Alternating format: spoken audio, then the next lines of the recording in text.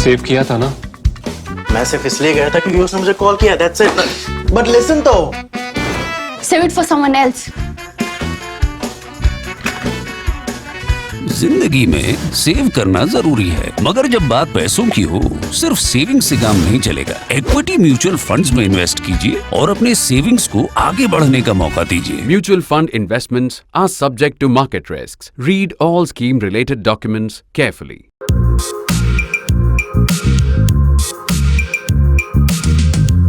Before I tell you why I support a uniform civil code, let's go back in history. Let's go back to basics. Now, when a nation makes a set of laws, there are two broad approaches. The first approach is to go to religion. Most religions have their own laws. The Muslims have Sharia, we've had Manu Smriti, the Jews have something, the Christians have a system of laws. Everybody can go back to religion, go back to their tradition and say, this is divinely ordained, so this shall be the law. There's a second approach, and that's a secular approach. Now, secularism doesn't mean that you reject religion. In secularism, you respect all religions, but you take the line that as much as you respect religion, governance, and therefore the law, must be separate from religion. In a secular state, laws are based not on what it said in some scripture hundreds or thousands of years ago. They're based on basic liberal principles. One of them, for instance, is equality. Many religious laws are unfair to women. A secular state would have laws that were fair to women. If you were to go back in Hindu tradition, we've had the caste system.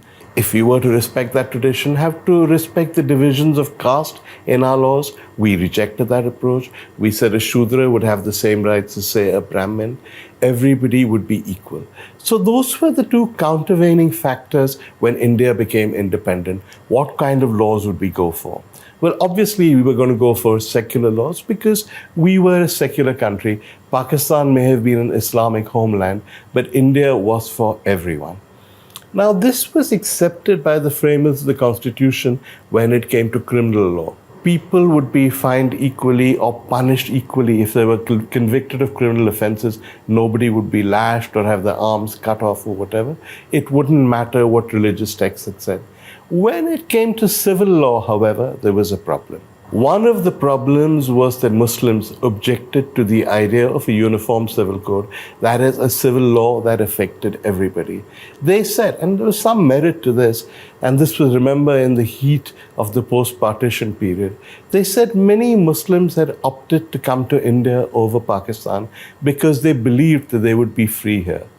The suggestion that they would have to give up their own laws sounded suspiciously like saying, if you come to India, you must follow Hindu laws.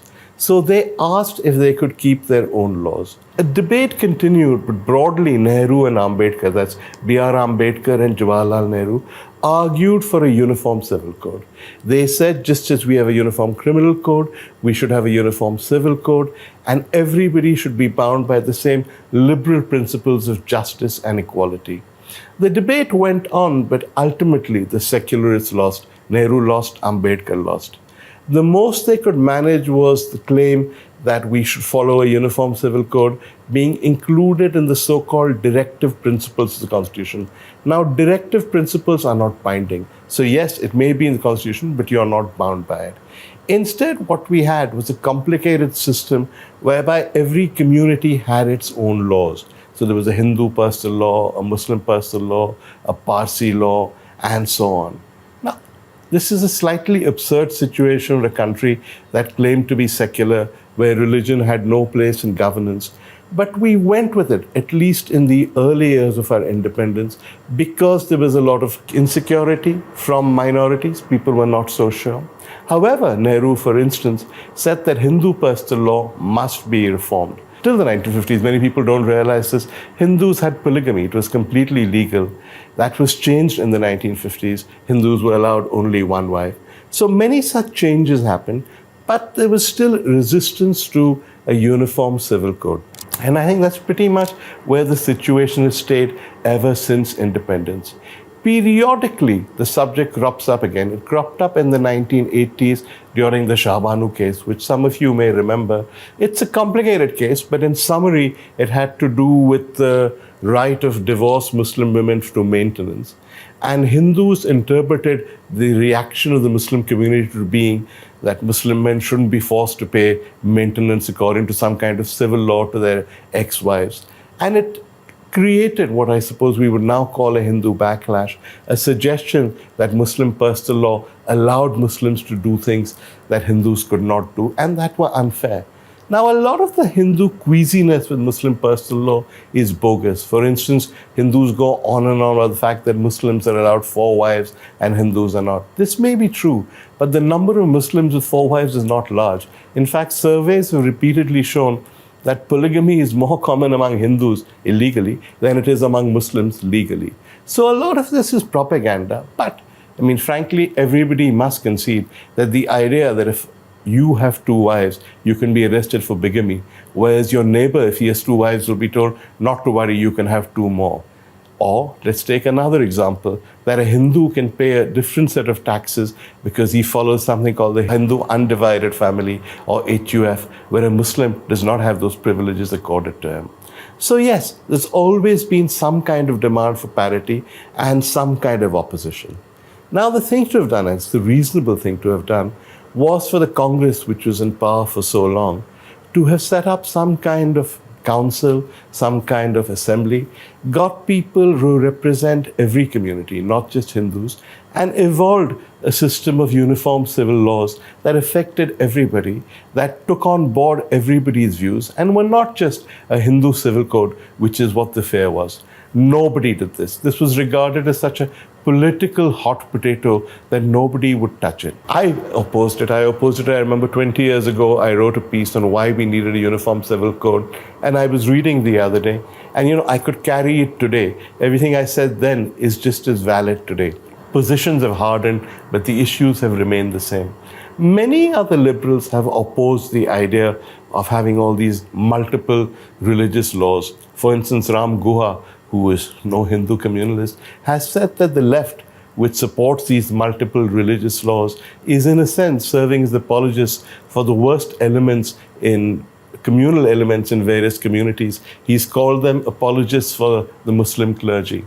Now, here's where the debate gets interesting. You would expect people who think religion is very important and laws should come from religion to oppose the Uniform Civil Code. But the BJP, which goes on and on about religion and makes fun of secularism, supports the Uniform Civil Code. It doesn't oppose it. And liberals, who you would think don't want religion in politics and who claim to venerate Ambedkar and Nehru, would support Uniform Civil Code. But they don't. They oppose it. Why do they oppose it? Well, basically because I think the Muslim community has always objected to the idea of a uniform civil code. The Muslim clergy has said this will affect the basic identity of the community. More irresponsible members of the clergy have told poorer Muslims that Islam will be in danger if this happens. Now, Muslims in India get a really bad deal. There is terrible discrimination against Muslims on almost every parameter: employment, income, education.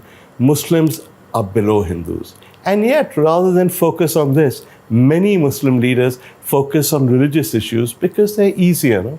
It's easier to get people excited about something like Muslim personal law than to talk about the real problems that they face. So that's where we're at. We're at this situation where Muslim personal law and Hindu personal law have become the preserve of secularists who argue that they're wonderful.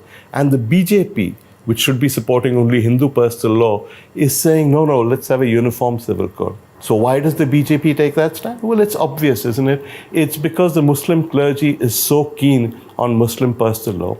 The BJP takes the line that you must abolish it, you must make them follow an Indian civil code, and there are genuine fears that this civil code will be largely a Hindu civil code, and Muslims will be told, if you want to live in India, you must follow Hindu laws. Now, when Ram Guha wrote his article, when I wrote my article 20 years ago, this was a largely academic debate.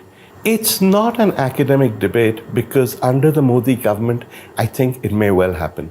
Already some states, Uttarakhand for example, are talking about a common civil code, though how a state government could do it, I don't know. But there is speculation that before the next election, the Modi government will impose a uniform civil code. If it does do that, how should we react? Well, it's an interesting problem. I think the Muslim clergy will be up in arms. And unfortunately, there will be an element of Hindu triumphalism, and BJP supporters will take the line that they've shown the Muslims their place. Both are very unattractive positions. But how should a liberal, how should a secularist react? Well, my view is that if the BJP imposes a Hindu code on everyone, obviously we should oppose it.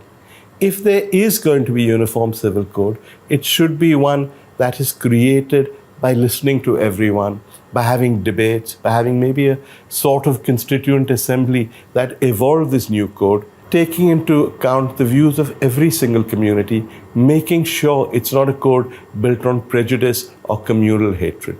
Can that be done? It's difficult, but it's not impossible. I frankly believe the Congress should have done it a long time ago when they were in power. It's possible that the BJP won't do it. It's possible that they will just impose a uniform civil code that is largely a Hindu code and that Muslims will find offensive. In that case, of course, we should oppose it. But if there is a genuine civil code, one that's not biased against any community, one that applies to all of us equally and incorporates elements of all our personal laws, then how can you really oppose it if you claim to be secular?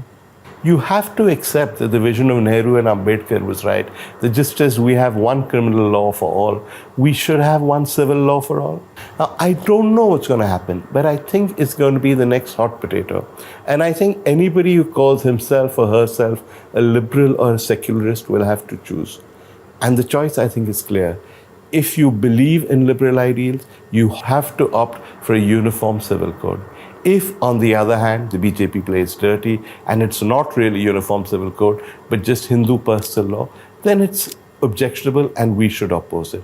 But I don't think we should go into this debate with a closed mind and say that the Muslim clergy is always right, that all religious laws are always right.